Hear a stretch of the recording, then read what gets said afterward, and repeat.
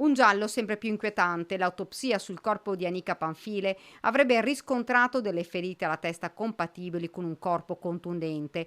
La donna non sarebbe morta per annegamento. Questo potrebbe aprire nuovi scenari. Cos'è accaduto giovedì scorso quando nel primo pomeriggio la 31enne è scomparsa senza far ritorno a casa? Il suo corpo è stato trovato da un pescatore sul Piave a Spresiano. Le indagini dei carabinieri per ricostruire le ultime ore della donna, le ferite trovate sulla zona occipitale, il taglio sul viso. La donna potrebbe non essere morta per un gesto volontario. Se così fosse, si aprirebbe un nuovo fascicolo, quello di omicidio. L'esame autoptico eseguito dal dottor Antonello Cirnelli dovrà dare risposta ad una domanda fondamentale: come è morta Anita?